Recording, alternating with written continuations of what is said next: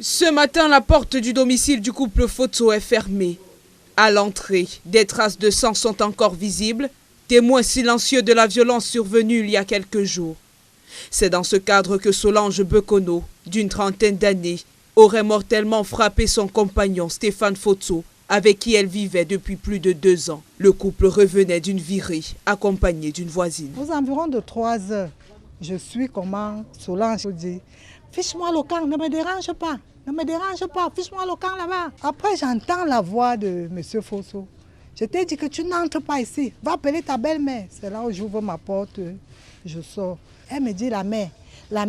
Quand je partais aux toilettes, après j'ai vu Stéphane sortait des toilettes et elle est entrée aux toilettes. Je lui ai posé la question que mais il sortait et elle aussi voulait entrer. Vous tous vous étiez allés, vous étiez boire. Elle a aussi eu envie d'uriner. Est-ce que tu as vu un acte qui s'est produit? Elle me dit non. Très rapidement, la dispute s'est envenimée. Solange l'applique à la joue. Il se lève. Il y avait une bouteille posée là. Il ramasse, il poursuit Solange. Il ne parvient pas à l'attraper. C'est comme ça que je le récupère avec mon frère.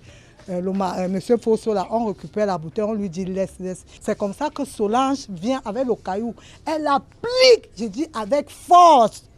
Le monsieur s'est une fois écoulé. Grièvement blessé à la tête, Foto est d'abord conduit dans un centre de santé de la place, puis transféré à l'hôpital La Quintini de Douala, où il succombe à ses blessures. Le 1er janvier, ils ont toujours vécu, la femme avait bu, ils ont vécu une scène ici. C'était la première fois que moi je voyais ça. La femme était sous. La mise en cause a été interpellée et se trouve entre les mains des forces de maintien de l'ordre.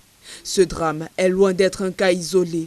Depuis le début de l'année, les violences au sein des couples se multiplient. Pour les spécialistes, ces drames seraient avant tout le reflet d'une profonde frustration sociale.